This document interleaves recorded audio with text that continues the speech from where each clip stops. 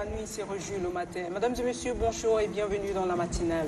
Nous sommes lundi et encore avec un énorme plaisir d'être avec vous et de passer un moment formidable. Pour ce matin, c'est toujours un menu bien consistant, bien organisé, un cocktail bien arrangé pour vous servir aussi. Et moi, pour m'accompagner dans cette belle aventure, c'est toujours avec Parfait. Bonjour Parfait. Bonjour Madi Bandoum, bonjour chers amis téléspectateurs, bon réveil chez vous, bienvenue à l'émission Lalekou, les matinales de la télé Tchad.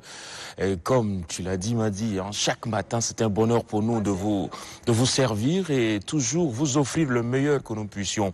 Vous donner les petits plats sont mis dans les grands pour vous servir comme des petits dieux, des rois et des reines. Et comme tu l'as dit Madi, on a déjà l'honneur d'avoir notre invité au plateau. Voilà, on a notre invité du jour. Hein. Tu as son livre là avec toi. Exactement. Et donc notre invité du jour de ce matin, c'est l'ancien ministre du pétrole, M. Boucar Michel, qui est avec nous. À retenir aussi qu'il écrit beaucoup. Ah ouais. Voilà. Et donc il est déjà là, bien installé. Nous allons nous entretenir avec lui sur la gestion des déchets dans les villes d'Afrique. Voilà, et puis en droit et devoir, nous aurons une dame qui va être nous. Et comme d'habitude, j'aime voir les femmes sur ce plateau. Et on va parler du préjudice moral. Ensuite, en divertissement, nous serons avec l'artiste musicien Dilson qui va nous parler de sa tournée médiatique. Et Mota Blandine, bien installée. Bonjour Mota. Bonjour. Ça va Madi. Mota, ça te va? Non, ça ne me dérange pas ce matin. Ah, châtiment corporel. Ouais. Aïe. Suite logique de la semaine dernière. De la semaine dernière. C'est bien ça. Bon, pour les enfants, on dit oui, mais pas pour nous, les adultes. Si, les adultes aussi, de temps en temps, on a besoin. Ah non, moi je n'aime pas. Moi, j'aime pas qu'on me tape. Voilà, c'est ça le menu, hein. Ah oui. Ça se finit là. Voilà, Olive qui nous manque toujours un peu, un petit coucou à elle, si elle nous regarde, depuis là où elle est. Et puis voilà, une fois n'est pas coutume, bon anniversaire à Ali Mamad Bello, à notre présentateur de Flash dans l'émission Lalekou. Depuis Mao, on se rattrape, cher ami. Et puis on est ensemble. Allez, hier. Voilà, c'était donc juste hier. Joyeux anniversaire, hein, Lalekou se souvient de toi. Et on pense beaucoup à toi. Donc un coucou spécial à Mao, et puis Dieu à Mao que Lalekou est là pour eux. Voilà. Alors, avant d'aller donc en gym, nous allons souhaiter la bienvenue à Monsieur le ministre. Bonjour et bienvenue, Monsieur Boucar Michel. Bonjour, Monsieur Parfait. Vous êtes ex-ministre du pétrole. Vous avez occupé plusieurs postes stratégiques. On va y revenir tout à l'heure pour mieux vous connaître. Avant d'entrer en matière en ce qui concerne votre livre qu'on va découvrir dans ce numéro, la gestion des déchets dans les villes d'Afrique, 3R, réduire, recycler et réutiliser. Voilà, donc on est à vous tout à l'heure. Merci beaucoup. Mais avant, on espère que vous aimez faire du sport. Je pratique le sport tous les jours. Ah ouais? Tous les jours? Ça, c'est une bonne nouvelle. On va s'y prêter tout de suite, ouais. Madi. On y va. Gym.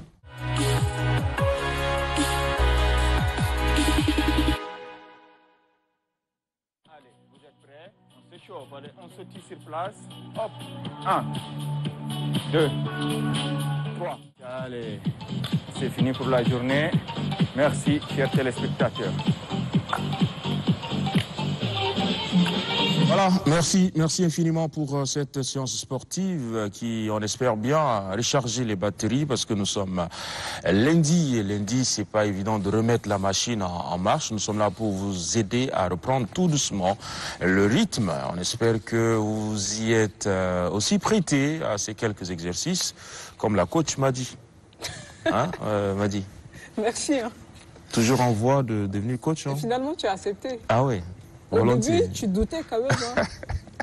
Non, c'est plutôt un plaisir d'avoir une coach. Mais même moi, je vais la coacher. Maintenant, c'est la pratique. On déjà dit officiellement le lundi passé que tu étais ma coach, donc calme-toi.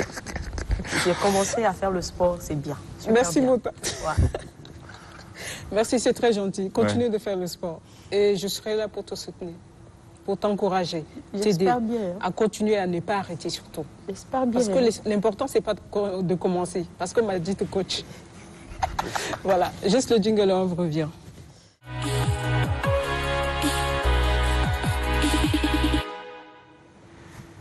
Retour sur le plateau de votre matinale l'Aléco et comme on le disait tantôt, notre invité du jour est Dr Bokar Michel, qui est ancien ministre du pétrole. Je vais revenir un peu à votre biographie. Hein. Donc vous êtes polytechnicien et juriste et vous avez occupé des postes stratégiques, notamment ministre du pétrole, conseiller du président, directeur de la Société tchadienne de traitement des déchets et d'assainissement. Donc vous êtes aussi doctorant en énergie environnement à l'université de Douala et titulaire d'une dizaine de masters des universités africaines. On va y arriver quand même. Ah oui. C'est une grande personnalité que nous recevons ce matin. Dizaine de masters. Moussa, ça va? Tu peux?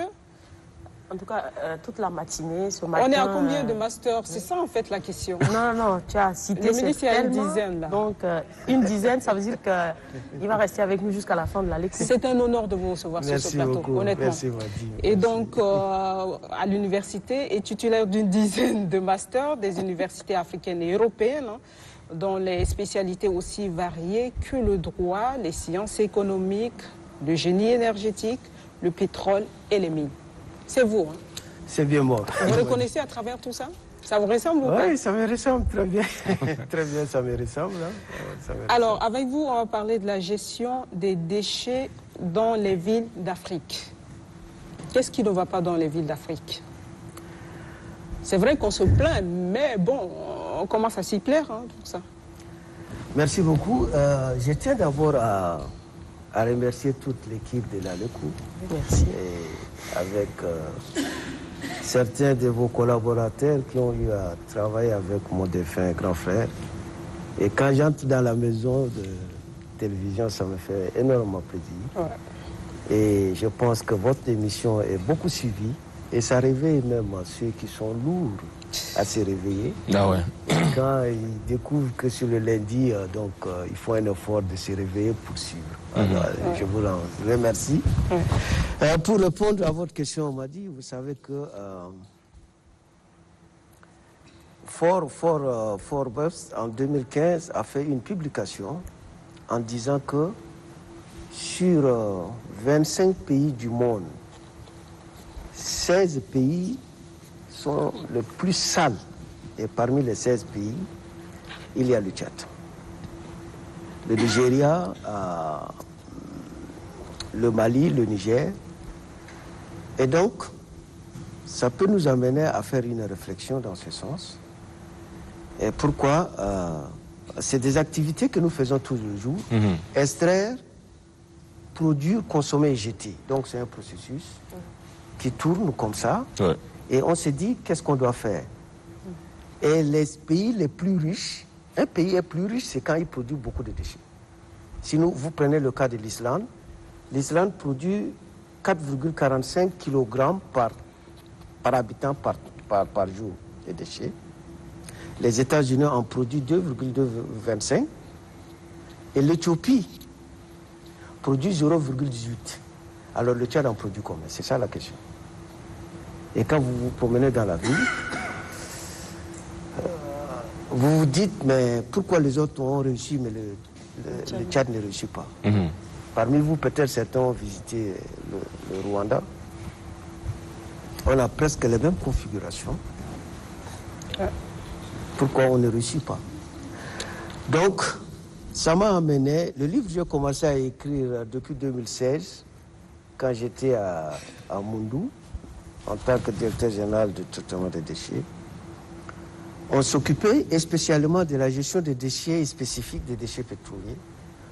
Mais quand j'ai fait les études de droit, je me suis lancé dans cette recherche pour tomber dans les déchets ménagers. Et donc, dans ce livre, je ne sais pas où est-ce que vous avez trouvé ce livre. Alors, nous on est curieux. Monsieur le Hein, ministre, parce que... nous sommes des journalistes, Ah donc on ne va pas vous révéler nos sources, mais on sait quand même trouver quand on en a besoin. D'accord, merci. Merci. Ce que nous, on n'a pas compris, c'est que c'est un livre qui fait son petit bonhomme de chemin à l'international. On en parle un peu partout. Ouais. Il faut préciser que c'est un livre qui a été préfacé par le professeur Maurice Kamto, l'opposant camerounais, un éminent chercheur. C'est combien le livre est important pour avoir une telle personnalité à la préface. Alors, dites-nous pourquoi, justement, ce livre n'a pas été dédicacé ici sur place au Tchad? Ça, c'est une très belle question. Le livre est sorti le 30 mars. Et le 30 mars, j'avais perdu ma sœur le 28 mars. Et donc, ça fait en sorte que je ne pouvais pas faire la dédicace aussitôt. Ouais. Ça, c'est la première raison. La deuxième raison, c'est que ce n'est pas le premier ni le dernier, parce que j'avais fait paraître, un de mes livres a été paru en 2020, L'agriculture et les énergies renouvelables, où les solutions ont été proposées et le livre a connu un succès international. Ouais. J'ai reçu un prix en Allemagne et le livre a été préfacé par Jimé, le secrétaire exécutif du CIRS qui est maintenant au niveau de Bruxelles. Ça a été traduit en 10 langues. Et à l'époque, le défunt, le maréchal, a posé la question pourquoi on ne traduit pas ça en arabe. Il est décédé et heureusement, le président Mohamed Déby m'a fait l'honneur de demander à ce qu'on préface ça et il a contribué et maintenant le livre est traduit en arabe et qui se trouve un peu partout dans le monde. Alors, troisième raison aussi, mes livres coûtent trop cher. Pourquoi justement? Bon, mais c'est pas un roman. C'est des livres de recherche. C'est des livres de recherche. Ouais. Et c'est des livres. Vous savez, malheureusement, nos hommes politiques ne financent pas les recherches, ça ne les intéresse pas. Ouais. Alors que ceux qui ont compris font de la recherche une source de bénédiction. Ouais. Et si on veut lancer les jeunes, aujourd'hui, je suis très content quand je sors, quand j'enseigne à l'université, je n'ai pas besoin de prendre des exercices théoriques que les gens ne maîtrisent pas. Ce sont des cas pratiques que j'ai vécus. Et donc, ce sont des recherches. Aujourd'hui, si j'enseigne le livre, si j'enseigne un truc sur l'environnement, je prends le livre là, avec des cas pratiques du théâtre. Donc, ça intéresse les gars. Ouais. Et donc, c'est pourquoi ça doit coûter cher. Et quand vous prenez la qualité de la couverture, ouais, c'est un peu différent. Donc, tout ça, ça fait en sorte que les recherches, et on prend tous ces coûts-là, on les met. Et donc, ça devient trop cher. J'ai cherché des sponsors à différents niveaux, que j'ai reçu un peu. Et bientôt, je vais faire la dédicace. Et la bonne nouvelle est que mes livres, je vais faire des donations dans presque 10 universités que nous avons retenues. Ah, d'accord. 10 universités publiques et 3 universités privées. Oui. Ce livre, plus l'agriculture et les énergies renouvelables, seront remises, y compris aussi l'université Roi Faisal, parce que ça a été traduit aussi en arabe. Oui. Donc, voilà, donc c'est ça les raisons. Bientôt, ça va être dédicacé. Donc du coup, ce n'est pas l'objectif mercantile, c'est pas chercher à gagner beaucoup d'argent derrière vos livres, mais non, vous faites aussi des donations, c'est combien, c'est important aussi d'aider à la recherche. Oui, mais si vous prenez mon livre Agriculture et énergie renouvelable, ça coûte 62 000. 68 000 62 000 francs. 2 000. C'est pas la bourse des étudiants quand même. Oui, justement, c'est ça. Si on achète 1000 livres, je suis un millionnaire aujourd'hui. Ah oui. Donc, mais je fais ça. Vous savez, j'ai eu mon bac en 90. L'actuel ministre de l'enseignement supérieur était mon professeur. Et quand il a reçu le livre, il me dit, mais monsieur le ministre, vous faites des choses extraordinaires, malgré votre temps, vous écrivez. Nous n'avons pas eu la chance de le faire parce que nous tirons maintenant et on n'a pas cette force et l'énergie pour l'écrire. Vous laissez quand même une trace à la génération. Ça m'encourage. C'est un 3e livre. Il n'y a pas un 3 sans 4, 104 sans 5. Donc peut-être l'année prochaine, vous aurez encore des surprises. Et dans le livre, vous avez parlé des déchets électroniques. Quelles sont les solutions à ce problème? D'abord, qu'est-ce qu'un déchet? C'est ça le problème. Il y a plusieurs définitions qu'on donne.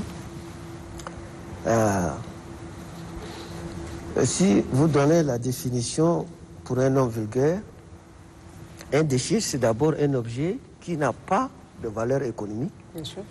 où sa valeur économique est négative, mais qui reste détenteur de la chose. En droit, quand vous dites que j'ai mon déchet, il va dire, la personne, un juriste dira qu'il y a deux définitions dans ça. Il y a la définition objective et la définition subjective. La définition subjective, c'est lorsque vous avez votre déchet et que vous interdisez aux gens de venir ramasser. Ça existe, non? Oui. Alors que ça n'a pas de valeur économique. Normalement, c'est fini, vous donnez. Mais tant que vous gardez votre déchet, ça veut dire que vous contribuez à la destruction de l'environnement. La définition objective est que c'est un objet qu'on a éliminé ou qu'on détruit ou qu'on est tenté de détruire, qu'on est tenu de détruire en respectant les procédures extraire, consommer, jeter, recycler sans avoir la destruction de la protection de l'environnement. Ça paraît quand même bizarre. Alors, c'est pourquoi, quand on parle de déchets, c'est les déchets 3E, c'est-à-dire les déchets d'équipement électronique et électrotechnique. Ce sont des déchets, vos ordinateurs, tous vos appareils là. Ils ont une fin. À la fin, vous allez faire quoi avec ça? Vous allez les jeter? Oui. Je crois que vous allez les jeter à la télévision. Bien sûr. Certainement. Oui, bien sûr. Et c'est un des problèmes. Il y a certains déchets, les matériaux, vous le voyez comme ça, il y a certains matériaux qui sont là, mais qui sont radioactifs. Est-ce que vous avez des appareils qui contrôlent tout ça? Ça a des conséquences. Allez-y dans les sites pétroliers, on en parle beaucoup, mais il y a des déchets radioactifs. Et quelles sont les conséquences de ces déchets radioactifs? Personne n'en parle. Alors, est-ce que vous savez la quantité produite dans la ville de N'Djamena de déchets ménagers aujourd'hui? Non. Aucune idée. Il y a quelques années au Nigeria, la ville de Lagos, qui fait à peu près 21 millions de population, produisait 10 000 tonnes par heure de déchets. La ville de N'Djamena, dans mes recherches, on est autour de 2000 tonnes par jour. Au Nigeria, par heure. Comme je disais, plus un pays est riche, plus il produit des déchets. Qu'est-ce qu'on fait de nos déchets? C'est ça la question. Faites un tour au niveau de Tigo. Je suis séduit un peu par l'intelligence de nos jeunes techniciens. Des gens qui n'ont jamais fait l'électronique. Quand vous leur amenez des téléphones comme ça, un téléphone à guidage, ça ne marche pas, j'ai tel. Il prend la chose, il te décote. Quelquefois, il enlève la plaquette, il te remplace. Mais cette plaquette qui ne marche pas, il les jette où? Donc ce sont tous ces déchets-là qui constituent les déchets des équipements électroniques et électricité. Donc ces déchets demandent à être recyclés. Vous avez aussi des ordinateurs. Aujourd'hui, nous avons, l'administration en a commandé.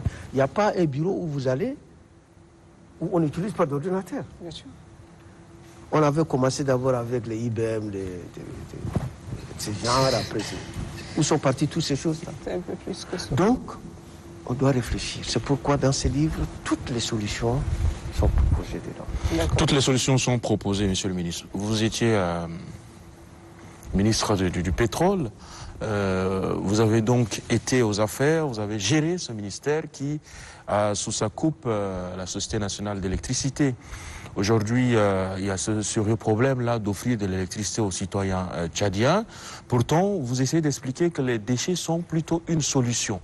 Parce que les 3 R, réduire, recycler et réutiliser, on peut bien utiliser les déchets pour produire de l'électricité. C'est ce que vous avez essayé d'expliquer dans le livre. Est-ce que c'est le cas? Et pourquoi est-ce que le Tchad n'arrive pas à régler ce problème d'électricité? Bon, monsieur Parfait, moi je pense que vous voulez me pousser dans un domaine que je ne veux pas aller. Et ça, c'est par principe. J'ai géré le département. Le ministre est là. Oui. c'est à vous de vous rapprocher. Vous m'avez appelé, je suis venu. Vous l'appelez, il vient, il vous explique. Donc ça, c'est, je veux dire très honnêtement, c'est d'abord un ami, on a fait l'université ensemble, un garçon très bien qui travaille. Ouais. Pour ce genre de questions, le département pourra mieux vous donner des explications. Mais moi, je reste sur ma position. Exactement. En disant que pour une ville de 500 habitants, nous avons une certaine quantité de déchets ménagers qu'on peut produire d'électricité. C'est tout. Point. Il y en a dedans. Ça veut dire qu'il y a une solution. Justement, c'est ce qui nous intéresse en mettre, tant que chercheurs. D'exécuter cela. Sans toutefois fustiger la gestion actuelle des choses. Hein. Parfait pose la question tout simplement parce que c'est un vécu. Voilà. On le vit tous les jours. Peut-être qu'on Exactement. s'est réveillé de chez nous sans électricité. Sans électricité. Et pourtant, c'est facile d'en avoir. Vous avez été ministre du pétrole, ex-ministre du pétrole, et qu'à la fois vous travaillez, vous avez fait des études sur la gestion des déchets. On essaye de vous poser ces questions, mais c'est pas grave. On va passer. Non, il faut se dire qu'une solution est en train d'être proposée dans ça. Et avec lui, nous en avons déjà même échangé déjà. Oui. Donc, il y a cette possibilité de trouver des entreprises qui doivent venir faire une étude, commencer déjà à installer une usine pour la production d'électricité à partir des déchets. D'accord. C'est une bonne nouvelle pour Parfait, ça va? Bah oui, ça rassure quand même. Voilà. Ça rassure. Ouais. C'est très intéressant. Vivement que cette solution Soit trouvé. Hein. soit trouvée. Voilà. Vivement, Oui, mais vivement. il faut pas aussi imaginer que, vous savez, le problème de l'électricité, ce n'est pas seulement le Tchad. Le problème de l'électricité, c'est tout le monde. Aujourd'hui, vous dites que vous venez de vous réveiller. Vous êtes en famille. Vous avez des enfants. Vous avez, quelquefois, il commence à faire chaud. Ouais. Tout le monde a besoin de mettre ses climatiseurs, climatiseurs en marche. Le coût d'électricité, je vais vous dire une chose. Si on se met à décortiquer le coût de production d'électricité, vous allez vous rendre compte que si on veut vraiment faire les taxes, la facturation, personne ne va consommer l'électricité au Tchad. Ce que l'État est en train de faire, c'est une subvention. Le coût d'électricité de production est extrêmement cher. Presque 250 francs par kilowatt, coût de production. Et on vend à combien? À 100 francs? On est en perte. Donc, vous estimez que notre coût ici est inférieur par rapport à d'autres pays? Notre coût de production est très élevé. Oui. Et notre coût de vente d'électricité à la population est très bas. Très basse. Le prix de vente, vous pensez que c'est vraiment bas? Très bas. Mais on ne peut jamais réussir à donner l'électricité à toute la population en se basant sur le gasoil. Vous savez que le coût de production de gasoil, le gasoil qui nous... Là aussi, c'est parce qu'on a la chance d'avoir la raffinerie. Ouais. Mais si on transportait encore le gasoil comme on le faisait par le passé par le Nigeria, qui va consommer l'électricité au Tchad? Personne. Mais justement, vous avez Justement, proposé c'est pour des ça qu'il faut solutions penser face à d'autres cela. solutions, en fait. Oui, les solutions, on commence déjà à réfléchir. D'accord. D'abord, le plus cher, c'est la production thermique. On ne pourra jamais donner l'électricité à toute la population en se basant sur le gasoil. Non, Pas du tout. c'est pas possible. Le moins cher, moi, je vais vous surprendre. D'abord, ce matin, certains pays africains se retrouvent à Nairobi. Vous êtes les hommes de la presse. Ouais. Pour, en fait, chercher à signer une déclaration commune des pays africains pour préparer la COP 28 à Abu Dhabi. Parce que ce pays riche, ils sont en train de nous tourner la tête. On sort les crédits carbone. Pour accéder au mécanisme de crédit carbone, vous n'avez même pas la possibilité. Tout ce processus, vous ne pouvez pas. Mais ils sont combien à gérer ce monde? Ils ne sont que 16%. Ils détiennent toutes les richesses du monde. Et c'est eux qui produisent. Toute la destruction du gaz à effet de serre, c'est eux. Prenez un pays comme la Chine, qui en produit beaucoup de gaz à effet de serre. Et vous savez les conséquences sur les gaz à effet de serre? Si vous prenez par exemple le R12, dans les climatisations des voitures qui existent entre-temps, dès que ce fluon s'échappe, ça fait 300 ans pour que ça disparaisse. Prenez vos déchets plastiques biodégradables. Vous savez le temps qu'ils puissent disparaître sur Terre, c'est un temps assez énorme. Et si nous ne comprenons pas des mécanismes pour réfléchir à ça, les conséquences seront assez fortes. La Banque mondiale a fait sortir un article, il y a cela 2 ans, en disant que si rien n'est fait, dans 30 ans, notre monde coulera. Notre monde coulera sur la menace des déchets. Revenons-en un peu aux conséquences, docteur. Vous avez été à Comé, j'imagine. Vous y allez souvent? Mais c'est nous qui étions même à la base de la création de... D'abord, je salue la vision de nos dirigeants à l'époque, quand ils ont dit à la SHT de créer une société de traitement des déchets. Nous étions les tout premiers à être nommés là-bas pour gérer, recycler la gestion des déchets pétroliers. Oui. C'était pas à Comé, c'est à Moundou. Oui. Donc l'usine est là, mais je ne sais pas, est-ce que ça fonctionne maintenant? Je ne sais pas. Est-ce qu'il y a des tests juridiques qui sont pris? Bon, il faut... Parce que naturellement, il y a des conséquences. Non, il y a un arrêté. Lorsqu'on avait créé cette société, il y avait un arrêté qui avait été pris conjointement entre le ministère du Pétrole et le ministère de l'Environnement pour que tous les déchets soient envoyés à Moundou pour le recyclage. Mais actuellement, au dernier niveau, il semble que cette société ne fonctionne pas. Alors, si la société ne fonctionne pas, quelle est la solution? Oui. Il faut peut-être donner la chance à d'autres Tchadiens qui ont le moyen de trouver une solution, d'ouvrir des usines pour commencer à traiter les déchets. Dans les solutions que nous avons proposées, à partir des plastiques, on peut fabriquer des pavés. Oui. Et à partir des plastiques, on peut aussi fabriquer du carburant. C'est-à-dire, c'est un cycle qui est comme ça. Ouais. Donc, on peut le faire aussi. Alors, la mairie ne peut pas faire ce travail seule. J'ai eu la chance de discuter avec Madame la maire. Grâce à ces livres, on nous a donné une lettre de mandat pour que le Tchad soit hautement représenté au sommet de Strasbourg le 3 novembre. Donc, il est question que Madame la maire, avec les maires de communes et d'autres maires des autres provinces du Tchad, puissent participer à ça. Je crois qu'il est le lieu de réfléchir pour qu'une bonne équipe puisse venir avec des propositions concrètes. D'abord, il y a la formation et en plus, ça va coïncider avec le 11e sommet du Forum sur la démocratie et la paix.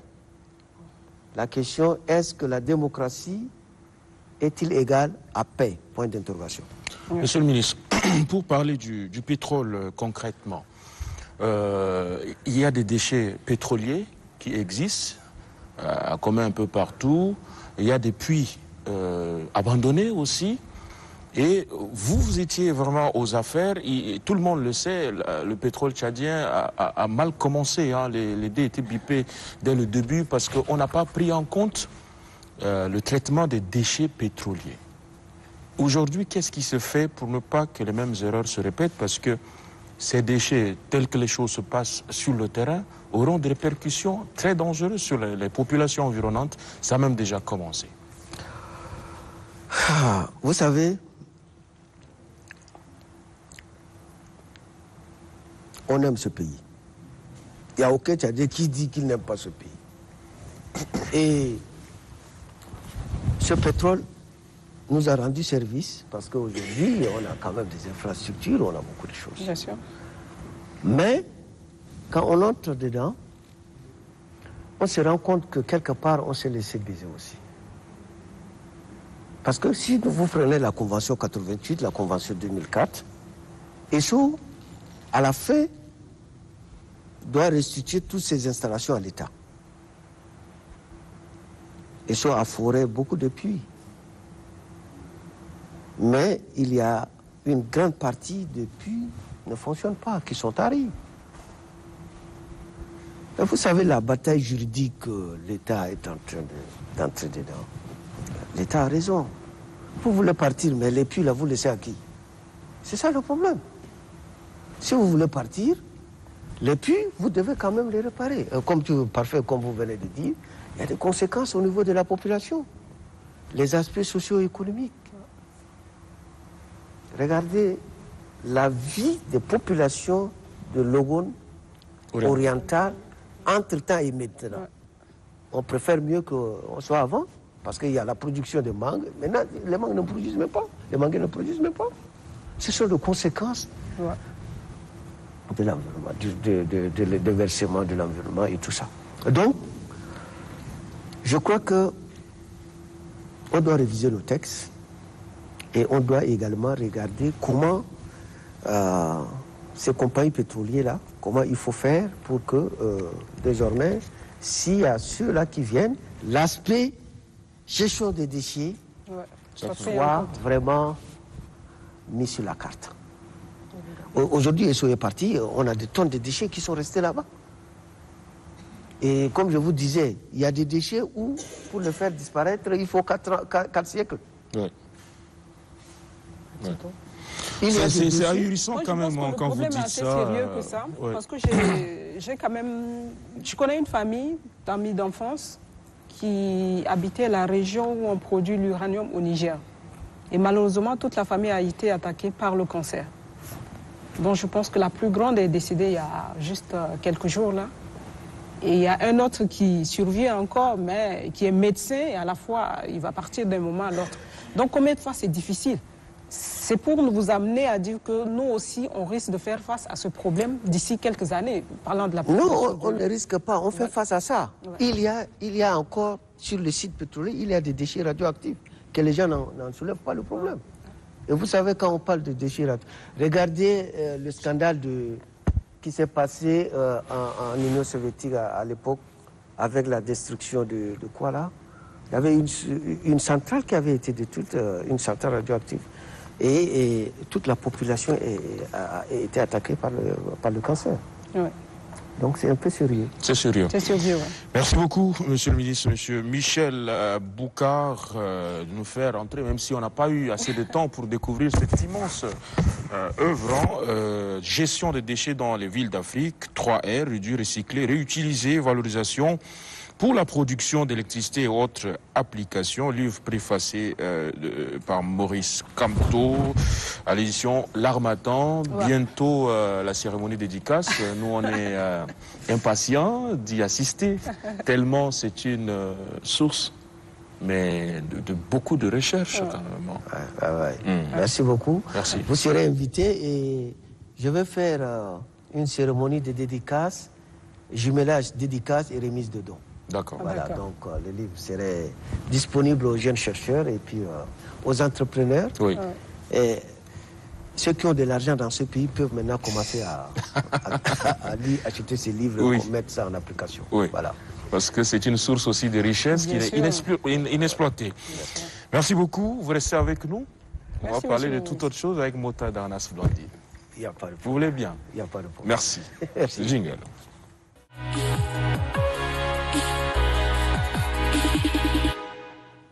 Bonjour Mota, on est à toi. Bonjour Madi, rebonjour, parfait. Alors rappelle-nous qu'on va parler de quoi aujourd'hui. Ça va? Alors on va parler des châtiments corporels des enfants. Qu'on fait subir donc à nos enfants. Est-ce que c'est bien? Est-ce que c'est pas bien? Parce que la semaine dernière, on a aussi parlé de l'orientation des enfants et autres. C'est très important. Du coup, on commence par oui ou non? Oui. Oui. Il le faut parce que... Il faut châtier les enfants.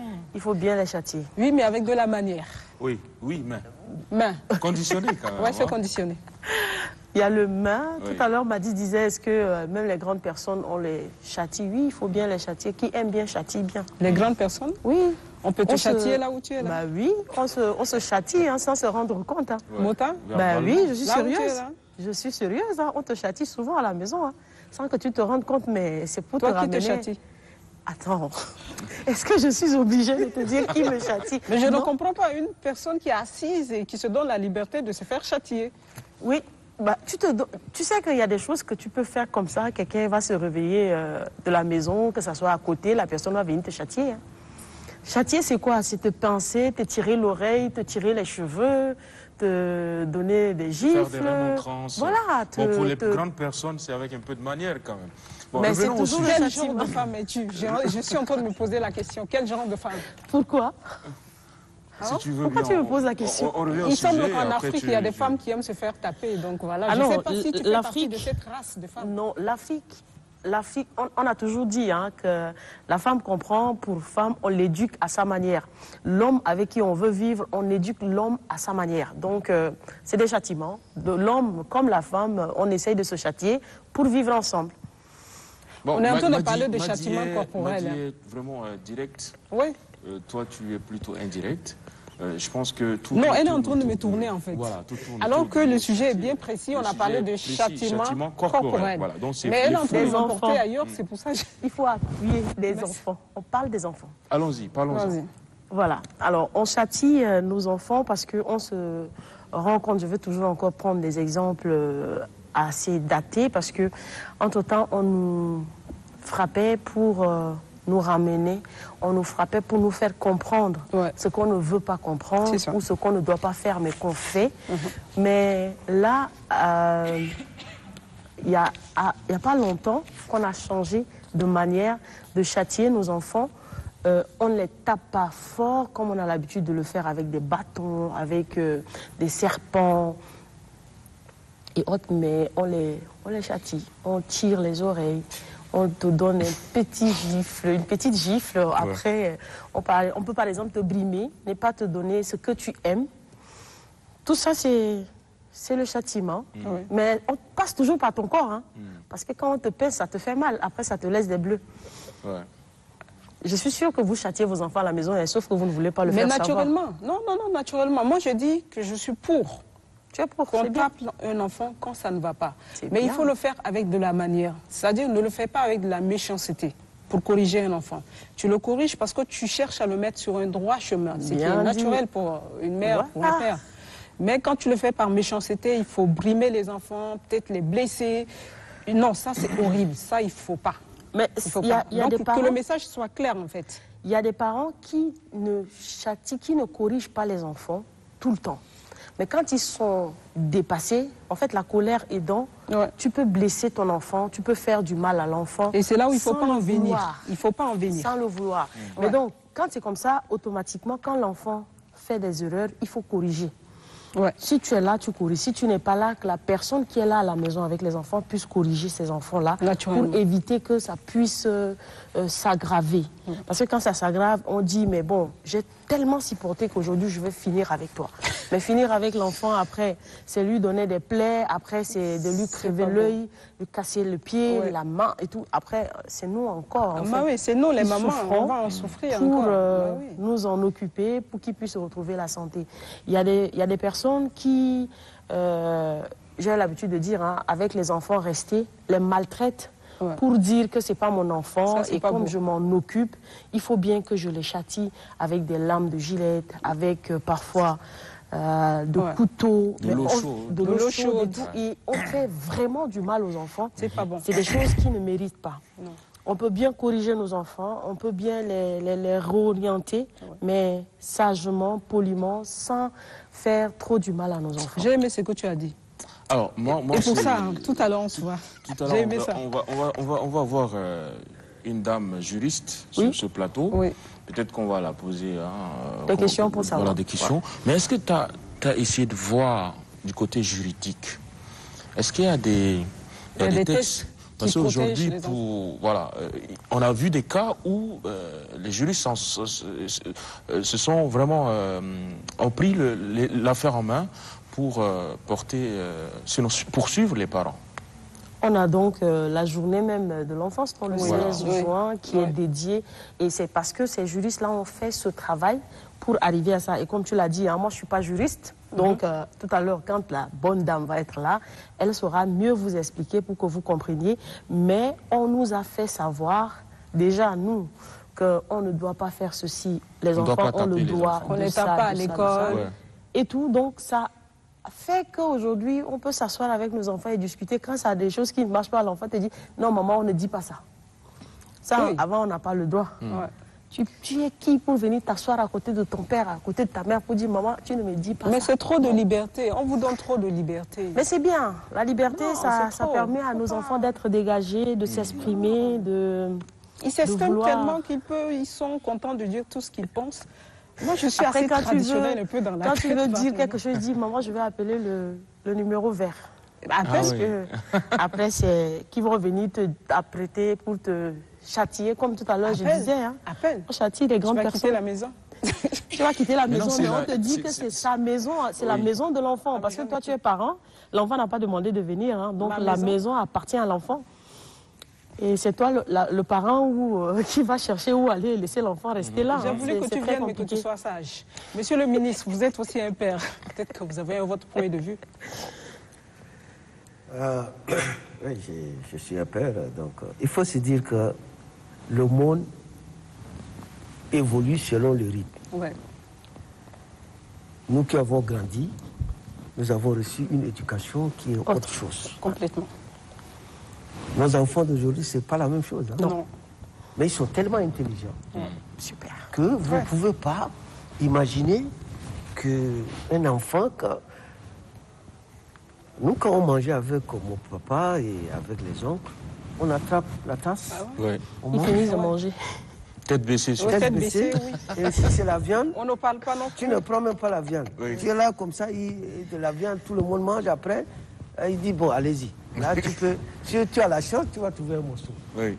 Mais aujourd'hui, vous vous bagarrez avec votre Les enfant enfants. qui prend la Le viande. gros morceau. Quelquefois, avant Puis vous. quand il finit de manger, il se lève. Hein, Il se lève, permet il de ne se ramasse lever. même pas vous le le- couvert. Non. N'est-ce pas? Et donc, alors on se pose la question, qu'est-ce qui a fait tout ça? D'abord, il y a la technologie. Ouais. Les enfants sont tellement habitués maintenant au téléphone et la télévision, Bien sûr. parce qu'il y a tellement des émissions. Et puis, on cherche à voir, bon, quelquefois, je vous assure, mon enfant vient de Paris.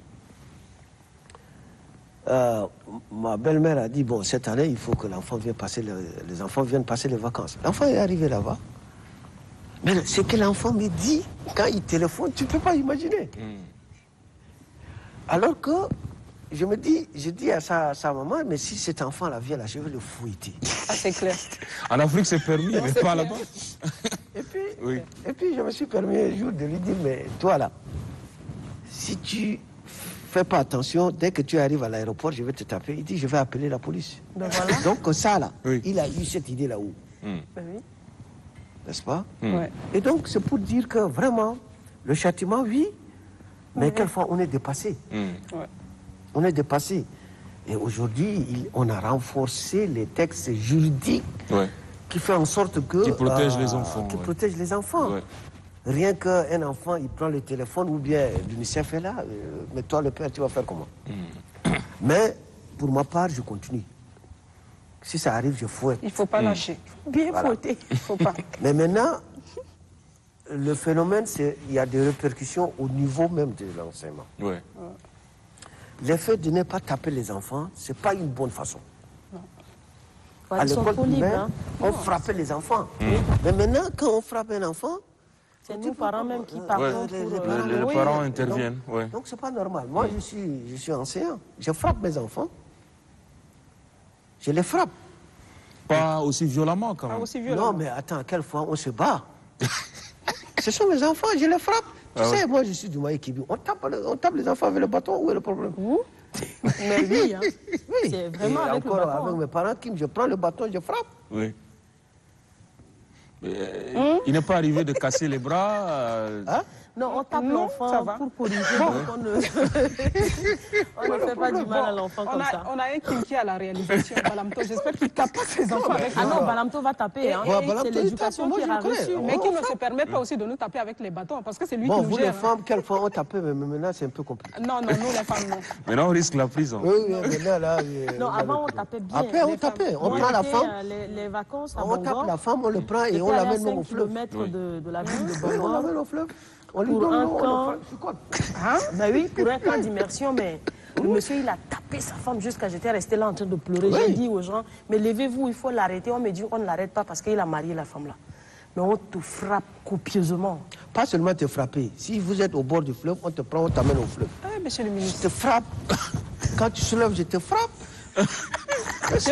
Bon, on risque d'avoir des plaintes et des des convocations parce qu'il y a des gens qui ne badinent pas avec ces genres de sujets. Non, attends, parfait. Il y a une chose, il y a une éducation. Oui. Aujourd'hui, vous savez ce qui se passe au niveau de l'Ouganda? Non. C'est des débats qu'on ne peut pas les dire comme ça. Mais Oui. on a notre éducation. Éducation, ouais. Et notre éducation, culture, notre culture. Vous ne pouvez pas venir nous... environnement. Voilà, Et puis on on est est venu c'est quelque nous chose imposer. que nous, on ne connaît pas. Oui. Bah, après, monsieur le ministre, on peut avoir notre culture. On est d'accord. Oui. Moi, je suis quelqu'un, à la fois, je reste beaucoup traditionnel dans ma tête, même si ça ne paraît pas trop physiquement. Mais oui, on reste traditionnel, oui, rester dans nos cultures, oui. Mais quand ça va faire du mal à l'autre, je pense qu'il faut éviter. Ah, mais... Parce que taper, moi, ça me fait du mal. Et si tu me dis simplement que ça relève de ma culture, mais tu es en train de me faire du mal, ça, je vais dire non quand même. Non, mais il faut faire du mal. Oui, tu as raison, bien, parce qu'on sait, quelquefois, chez nous, on trouve normal.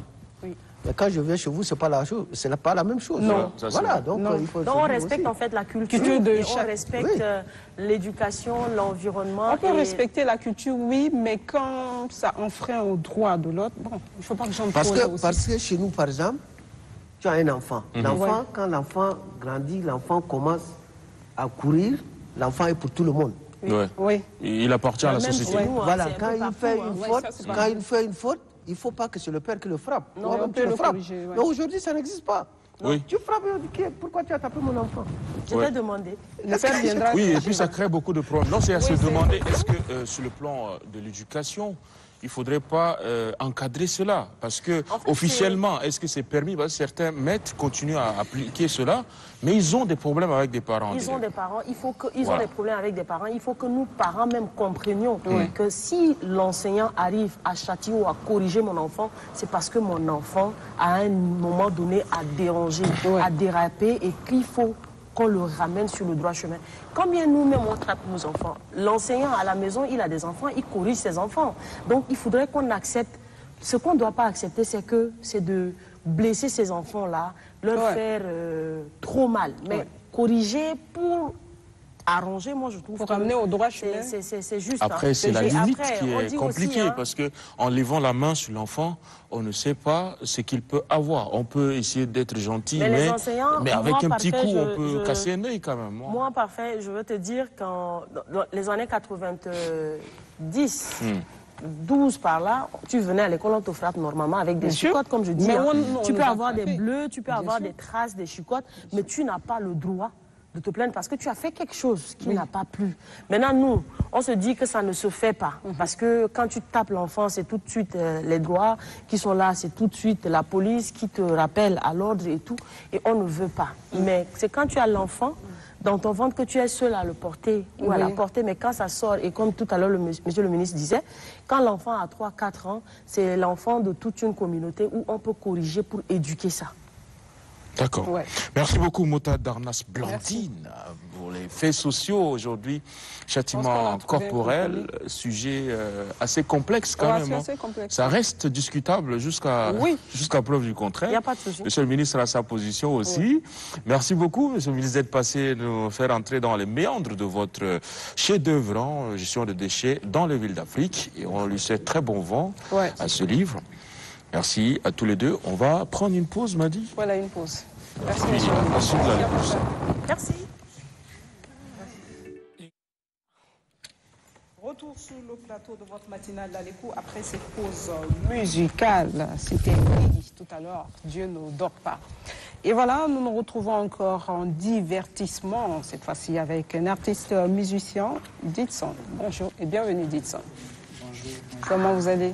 Merci, ça va bien. Ça va? Alors, on est à Tilson tout à l'heure. Tout à Hein, l'heure, oui, le temps d'aller au flash d'information. justement. Et c'est avec Chéna Alamine. Bonjour. Bonjour Béral, bonjour Madi, bonjour à tous les téléspectateurs de l'Aléco. Bienvenue dans ce flash d'information. Le président de transition, président de la République, chef de l'État, général Mohamed Idriss Déby, poursuit sa tournée nationale. Après Mao, le chef de l'État est arrivé à Bol ce 3 septembre. Dans le chef-lieu de la province du Lac, le président de transition, Mohamed Idriss Déby, a reçu un accueil inédit. Les fils de la province du Lac et les différentes délégations venues d'ailleurs se sont massés le long du trajet menant de l'aérodrome à la résidence du chef de l'État. Avant de quitter Mao, le chef-lieu de la province du Kanem, le président des transitions générales, Mohamed Idriss Déby, a rencontré les forces vives de la province. Le président de la République a pris note des besoins réels de la population, axés sur le développement socio-économique. Au nom de la population, le gouverneur de la province, Issa Hassan Diogoye, a fait ressortir de manière succincte les mots qui minent le développement de cette partie du pays, notamment le manque des ouvrages hydrauliques, l'électrification de la ville, l'employabilité des jeunes et des femmes. S'ajoute à cette liste le manque d'infrastructures éducatives, sanitaires et routières. Très attentif aux doléances exprimées, le président de la République général Mohamed Idriss Déby a instruit le gouvernement de transition à agir promptement à l'effet de satisfaire les attentes légitimes de la population de la province du Kanem. Une annonce qui a requis des salves d'applaudissements de la part de la population qui, pour elle, l'arrivée du chef de l'État augure un lendemain meilleur. Revenons ici à N'Djamena pour parler du Conseil supérieur des affaires islamiques du Tchad qui a organisé ce 3 septembre une cérémonie de remise des attestations de fin de formation des apprenants du Saint-Coran. Au total, 36 lauréats de la deuxième promotion de la lecture du Saint-Coran ont eu leur parchemin. C'est le Palais des Arts et de la Culture qui a servi de cadre à cette cérémonie religieuse. Président de la cérémonie, le premier vice-président du Conseil supérieur des affaires islamiques, Cheikh Abdeldaïm Abdallah Ousmane, a insisté sur la mise en pratique des notions apprises par les récipiendaires. Un signe d'encouragement, parents et amis de lauréats ont répondu présents à cette cérémonie. Une cérémonie rehaussée par la présence du conseiller aux affaires religieuses à la présidence de la République, Djibril Seyd Emma. C'est tout pour le flash de la matinale. Merci de votre fidélité. Je vous retrouve à 13h, Inch'Allah. Au revoir. Merci beaucoup, le rendez-vous est pris chez Alamine. Très bonne journée. Allez, retour sur ce plateau avec deux autres invités en droit et devoir. Nous sommes avec Maître Azora. Maître, bonjour et bienvenue. Voilà, bienvenue aussi à l'artiste Dilson, le cheval caché, le Mustang, nouvelle appellation contrôlée. Bien sûr. Ça va? Tout va bien? Ça va bien. Alors, une tournée qui commence ici dans l'Alékou pour parler d'un événement important pour l'artiste. Bien sûr. Voilà. C'est d'ici le 30 septembre. Le 30 septembre. On prépare un concert. Exact. Un concert. Ok. Concert à l'honneur de mon anniversaire. Ok. En même temps, c'est un concert pour soutenir un grand projet, la réalisation du 4e album. Alors, on revient à Dilson tout à l'heure et on va finir en beauté l'émission. Mais avant, c'est important de connaître quelques préceptes de droit. Et c'est avec Maître Azora. Juste une virgule.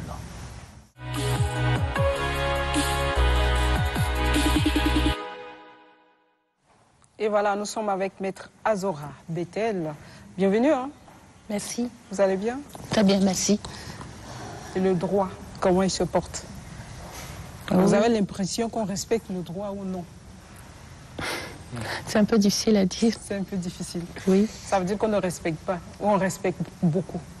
Le droit en ce moment, il est un peu malade puisque ça fait des mois que la justice est à l'arrêt, avec la grève des magistrats et tout. Donc le droit, il est un peu en souffrance lui-même. Oui. Voilà.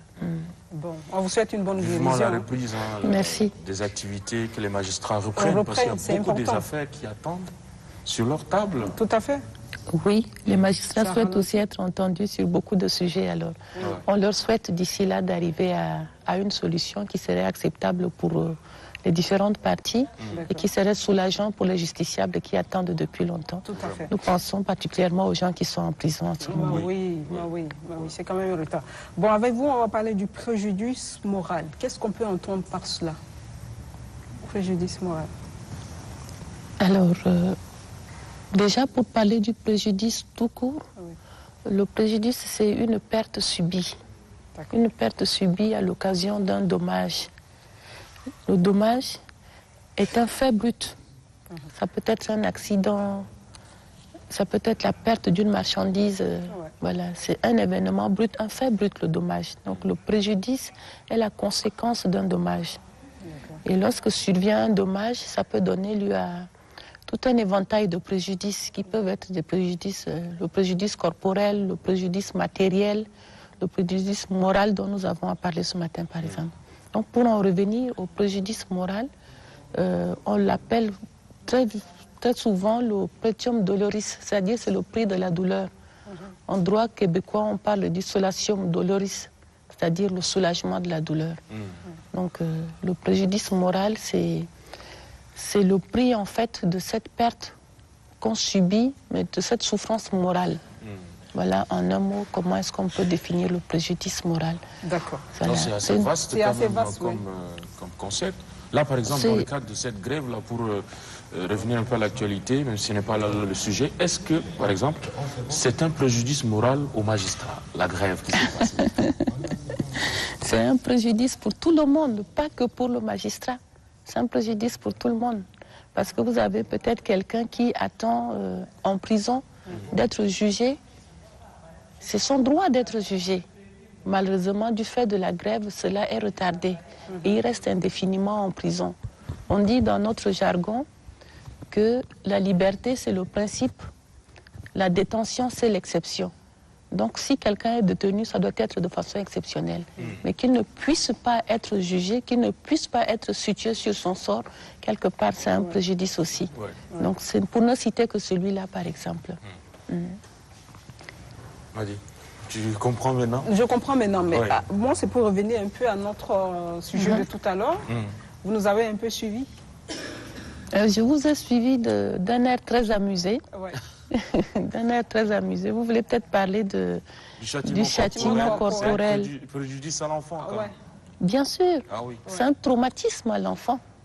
C'est un traumatisme même qu'on inflige à l'enfant. Et aujourd'hui, dans les écoles, par exemple, cela est interdit. Officiellement? Oui, un traumatisme, c'est ça, oui, c'est un traumatisme qu'on inflige à l'enfant. Vous avez grandi, vous, on vous a jamais tapé? Très rarement. Votre enfance? Très rarement. Est-ce que quelque part, vous avez été traumatisé par cela? Je vais vous dire une chose. Mon père ne m'a jamais tapé. Ni moi, ni mes frères. Mon père ne nous a jamais tapé. Ma mère, oui. Voilà pourquoi j'ai dit, j'ai très rarement été tapé. Est-ce que moralement, vous avez été affecté par cela? Quand vous parlez de châtiment, vous voyez, le terme est fort, le terme est négatif en soi. Voilà. Donc, une correction, une petite correction, parce que l'enfant s'est mal conduit et tout. Ma mère, par exemple, paix à son âme, ce qu'elle avait l'habitude de nous infliger comme correction, c'était de nous mettre caïman, c'est-à-dire les mains en bas et les pieds contre le mur. Et comme elle était étudiante, elle pouvait rester avec ses cahiers pendant 30 minutes, 1 heure, et nous souffrions le martyre aussi. C'est comme ça qu'elle nous corrigeait. Pas avec le bâton, pas avec la chicotte. Donc ça vous a heurté, ce qu'on disait tout à l'heure, en tant que femme de droit. Je le disais. En tant que femme de droit? Beaucoup. Mais pas en tant que mère? Non seulement en tant que femme de droit, mais en tant que femme tout court. Et en tant qu'enfant ayant grandi ici. Voilà. Je n'ai pas... Peut-être j'ai eu le privilège de ne pas subir ça, mais je comprends tout à fait. Quand nous étions plus jeunes, si j'ose dire ainsi, nous étions les enfants de la communauté, n'est-ce pas? N'importe qui avait le droit de corriger n'importe quel enfant du quartier et tout, sans que cela ne lui amène des problèmes. Mais aujourd'hui, c'est différent. Nos enfants sont d'abord les enfants de leurs parents. Vous êtes d'accord avec moi? Vous ne permettez pas à vos enfants de manger chez les voisins, n'est-ce pas? Voilà. Donc si vous ne permettez pas à votre enfant de manger chez le voisin, je suppose que vous ne permettez pas non plus aux voisins de corriger votre enfant. C'est nous qui avons façonné cette façon de voir les choses. Nos parents, nos grands-parents avaient mis en place une autre façon de vivre en communauté. Ils mangeaient ensemble, n'est-ce pas? Donc n'importe qui éduquait les enfants, parce qu'on supposait que l'enfant, c'était le fruit de la communauté. Voilà. Mais aujourd'hui, nous pensons que nos enfants sont d'abord les enfants de leurs propres parents, sont d'abord à nous. Donc c'est nous qui avons restreint le cadre de regard, le droit de regard sur l'enfant. Ne nous plaignons pas après. Voilà. Ça a ses avantages tout à fait, mais ça peut être ses inconvénients aussi. Il y a des enfants qui sont très très impolis. Et lorsque même les enseignants font le reproche, les parents refusent. Moi, j'étais sidérée lorsqu'une enseignante m'a dit qu'une maman d'élève, je parle des enfants à la maternelle, lorsqu'une maman d'élève est venue engueuler l'enseignante pour avoir grondé son enfant, en lui disant que moi, mon fils, à la maison, je ne le gronde pas. Parce que je ne veux pas qu'il soit peureux. Donc, madame, ne grondez pas mon enfant. Voyez-vous à quel point ça peut aller lorsqu'on ne se fixe pas soi-même des limites et tout. Évidemment, ça dépend des milieux et tout. Donc, je ne suis pas très choquée des échanges que vous avez eus tout à l'heure. On comprend. Parce que c'est un sujet, on ne sera jamais tous d'accord à 100% et jamais franchi. Et même elle qui parle. Mais il faut une bonne dose simplement. Vous appliquez vos tests, hein, mais naturellement, quand on vous met dans un état normal, c'est pas évident de laisser l'enfant faire tout ce qu'il veut. Non, c'est pas possible. Non, c'est pas possible. Et encore qu'il y a beaucoup d'autres possibilités. Laisser l'enfant faire tout ce qu'il veut, c'est une irresponsabilité du parent. Et qui subit après? C'est nous les mères, hein. On pleure. Vous créez un danger pour la société, pour vous-même, et après cet enfant-là, incontrôlé, va vous dépasser et c'est un danger pour la société. C'est ça. Donc on ne peut pas laisser un enfant faire tout ce qu'il veut, sinon il pousse comme un arbre sauvage. Voilà. Mais aucun parent n'accepte les dérives d'un enfant. Aucun. Que ton enfant soit très mal éduqué, qu'il soit un vagabond, qu'il soit un voyou demain, personne n'en est fier. Personne. Ça encore, c'est à prendre avec des pincettes, parce qu'il y a des parents... ils sont fiers de ça. C'est comme s'ils sont fiers de ça. Bon, on va revenir un peu à notre sujet, le préjudice moral. Oui. Maître, comment justifier un préjudice moral? Alors, avant de parler de sa justification, je disais tantôt que le préjudice est lié à la notion de dommage. Donc, lorsque vous êtes victime, vous avez subi un fait dommageable, lorsque vous avez un préjudice, vous êtes en droit donc de demander réparation. Et pour aller en justice, demander réparation, on appelle ça une indemnisation. Il faudrait donc qu'un trio de conditions soit rempli. Il faudrait que le fait dommageable à l'origine de votre préjudice soit établi. Il faudrait, le fait dommageable, il faudrait aussi une relation de cause à effet. C'est-à-dire, entre ce que vous avez subi comme préjudice, il faudrait le fait en face et puis la causalité, qu'elle soit établie. D'autre part, si, à partir de ce moment-là, les trois conditions sont remplies, vous avez en face, dans le procès d'indemnisation, vous avez d'une part le créancier de cette indemnisation, c'est-à-dire celui qui réclame l'indemnisation. Ça peut être la victime directe qui a subi le préjudice, ça peut être la victime par ricochet, c'est-à-dire les parents, les enfants, les personnes qui ont un lien juridique avec la personne qui a subi le préjudice. Le préjudice moral, lorsqu'il s'agit de la victime directe, je donne l'exemple par exemple de la diffamation ou de la calomnie. Lorsque vous avez subi une calomnie, une diffamation, qu'est-ce qui est touché? C'est votre honneur, c'est votre dignité. Ce n'est pas votre patrimoine en tant que tel. Voilà. Donc, quelque part, vous allez demander une indemnisation pour cela. Et l'action, lorsqu'on réclame, par exemple, une indemnisation pour un dommage, une calomnie, une diffamation, c'est lié donc à une action pénale, puisqu'il s'agit là des infractions. Mais lorsqu'on revient sur le terrain purement civil, du préjudice moral, c'est le prix de la souffrance, comme je le disais tout à l'heure. La perte d'une affection, par exemple. Vous avez une dame qui perd son époux, vous avez un enfant qui perd son parent suite d'accident. À ce moment-là, on va donc s'adresser au débiteur de cette indemnité, c'est-à-dire l'auteur du dommage, pour pouvoir avoir cette indemnisation. Ça peut être l'auteur direct, celui qui a causé le préjudice, ça peut être le civilement responsable, ou encore ça peut être l'assureur simplement. En matière d'accident, très souvent, c'est l'assureur qui te substitue à l'auteur du dommage pour pouvoir indemniser. D'accord. À côté, vous avez, si je peux continuer, oui. Voilà. À côté, vous avez aussi, lorsque la recevabilité est établie, maintenant, il faudrait que cela soit fondé, que votre action soit fondée. Parce qu'en matière d'indemnisation, c'est vous qui fixez le prix de votre douleur. Ce n'est pas le juge qui, de façon abstraite, le fait. C'est vous qui donnez la matière au juge. Le monsieur qui est mort, qui a laissé une veuve alors qu'elle venait de se marier, ils avaient des projets et tout et tout. C'est elle qui va, c'est la personne qui le représente ou c'est cette dame-là qui va donc fixer son indemnisation, demander une indemnisation. C'est ce qu'on appelle vulgairement les dommages-intérêts. Voilà. Donc il faudrait que le préjudice soit réel, il faudrait que le préjudice soit certain, il faudrait que le préjudice soit licite. La licéité à ce niveau, par exemple, lorsque les gens sont dans une relation de concubinage, il n'y a pas de mariage, on estime que c'est une relation, une situation illégale qui n'est pas régie par le droit. Et il est très difficile, sinon impossible pour la concubine de faire valoir un préjudice moral du fait peut-être du décès ou de l'invalidité de son concubin. Voilà, c'est la situation aussi des amants et de toutes les situations en fait, qui sont un peu en marge de la légalité. On estime que ce préjudice-là ne remplit pas le caractère de licéité qui permet donc de l'indemniser. Il faudrait donc que votre préjudice soit réel pour être indemnisable. Il faudrait qu'il soit certain et non pas simplement hypothétique. Voilà un peu les caractères. On nous signale que le temps est écoulé, mais franchement, pour moi, c'est... Pardonnez-moi. C'est important pour moi quand on dit préjudice moral. Oui. Le moral, c'est un peu abstrait, on ne peut pas quantifier exactement. Oui. Quand on est stressé, quand on a la dépression et tout. Alors, comment est-ce qu'on peut dire que vous m'avez causé un préjudice moral et je réclame tant par rapport à ce que j'ai suivi? Genre, est-ce que ça peut réparer? Oui, est-ce que ça peut réparer déjà ce qu'on a subi? C'est moral, c'est moralement. psychologique.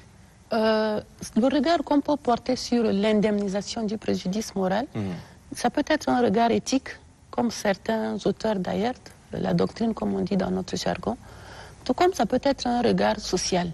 Le regard éthique voudrait justement qu'on soit un peu choqué de donner un prix à la douleur. Parce qu'on voudrait dire que cette douleur-là, il faut l'évaluer pour pouvoir l'indemniser, lui donner un prix. Quelque part, peut-être qu'on veut commercialiser sa douleur. Donc, pris sous cet angle-là, évidemment, ça peut un peu choquer. Mais lorsqu'on ramène le sujet sur un terrain purement social, lorsque quelqu'un commet une faute pénale, eh bien, au nom de la société, on peut lui fixer des amendes, n'est-ce pas? Il peut faire une peine de prison, on peut lui fixer une amende à payer. Donc, ramener sur un terrain social une personne qui cause un préjudice à quelqu'un d'autre, un préjudice moral, je veux dire, l'amener à indemniser, c'est quelque part une peine privée aussi, pour que lui aussi, il souffre dans son patrimoine de cette souffrance qu'il vous a infligée de façon morale. Vu sous cet angle-là, c'est tout à fait acceptable et les juridictions n'hésitent pas à accorder des indemnisations au titre de ce chef de préjudice. D'accord. On a compris. Azora, merci infiniment. J'avoue que j'aime beaucoup vos explications. C'est très limpide. Ouais, c'est limpide, c'est clair. Je ne réfléchis pas trop, ça passe très rapidement, quoi. Merci. Mais tapez les enfants quand ça ne va pas. Merci, je le fais. Tapez. Ouais, moi, je le fais aussi. Ah bah voilà. Oui. Merci beaucoup, maître. Je vous en prie. Allez, on va regarder ce clip-là pour faire la transition avec l'artiste déjà.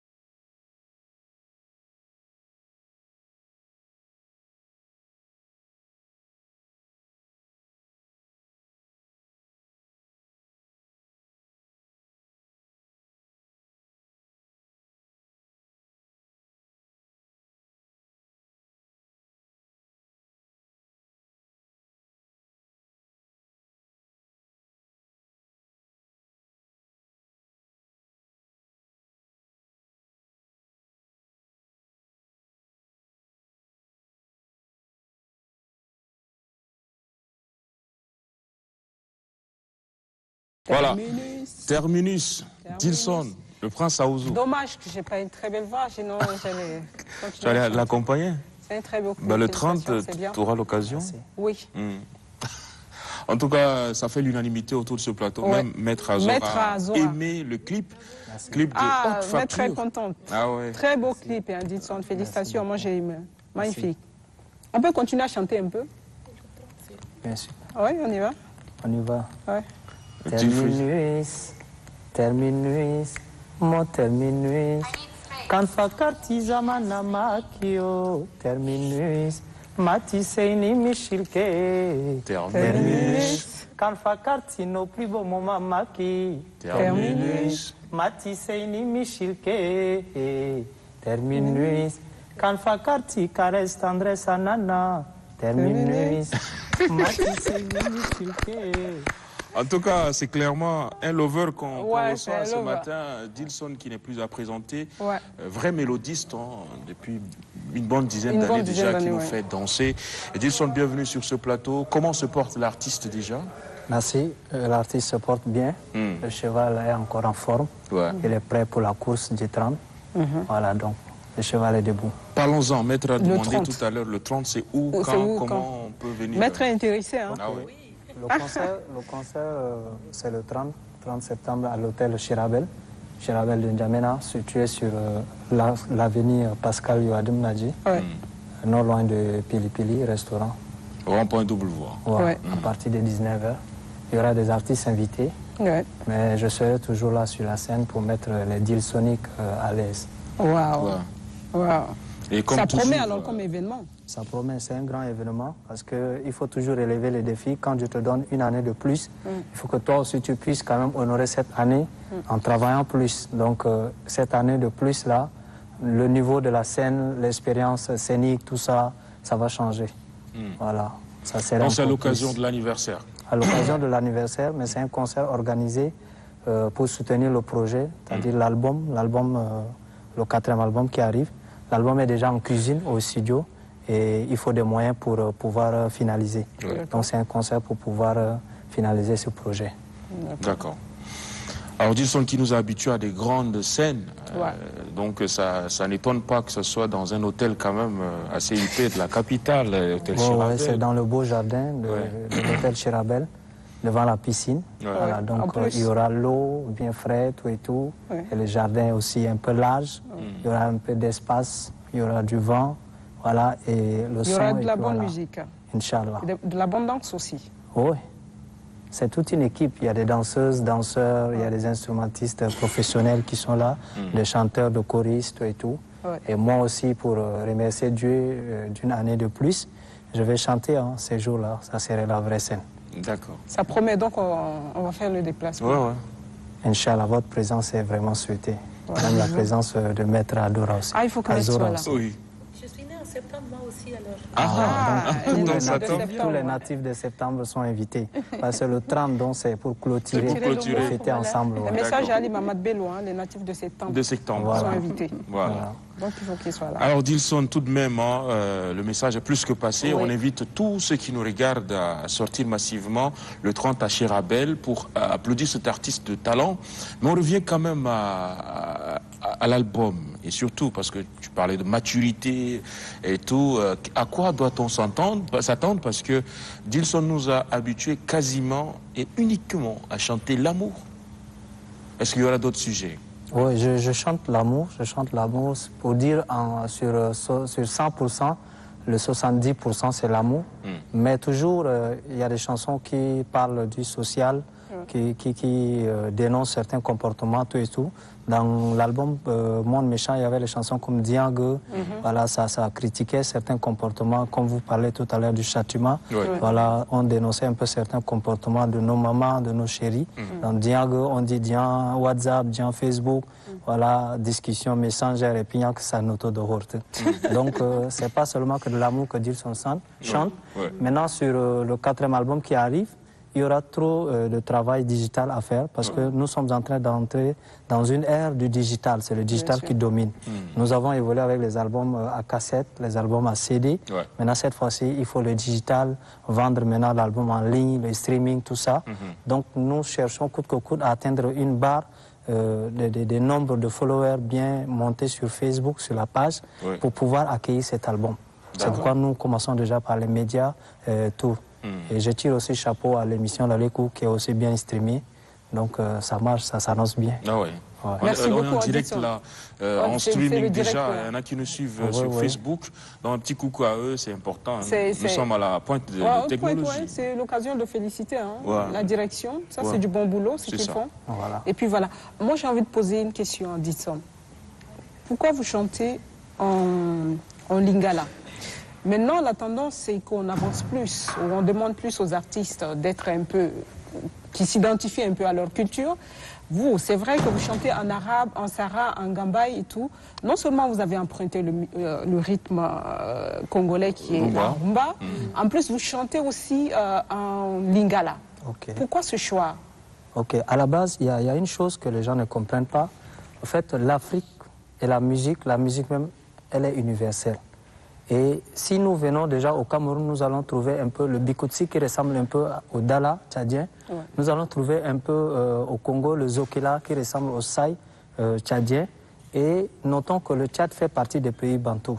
Donc avant, comment on appelle, la traite négrière, les pays alliant le bord de l'Ubangui-Chari ont été déportés en Amérique latine. Et pendant qu'ils travaillaient dans le champ de canne à sucre, les soirs au repos, devant le feu à bois, nos parents, ils dansaient, ils chantaient. Et la rumba, c'est la danse du nombril. La danse du nombril, ça se danse avec la femme de sa vie. Donc les deux nombrils se coignent et puis se tournent. Maintenant, de là-bas, la rumba a été déportée aux Antilles, où ils ont étudié la vitesse qui est un peu diminuée par rapport au reggae. Ils l'ont nommé au milieu. À part le zouk et le reggae, la rumba se trouve au milieu avec un tempo un peu posé. Donc des Antilles, elle est revenue en Afrique. Les Congolais ont capté en premier. Mais c'est un rythme des pays bantous.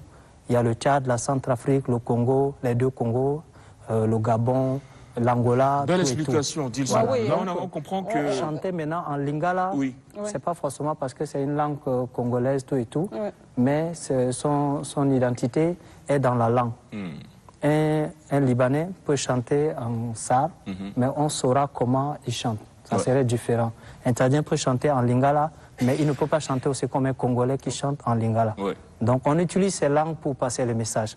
Parce que la musique, elle est universelle. J'ai envie de dire bravo, Dilson, d'avoir des arguments convaincants. On dirait que tu as fait tes recherches déjà, tu attendais cette question. Il faut toujours étudier ce que l'on veut. Il s'est préparé en tout cas pour...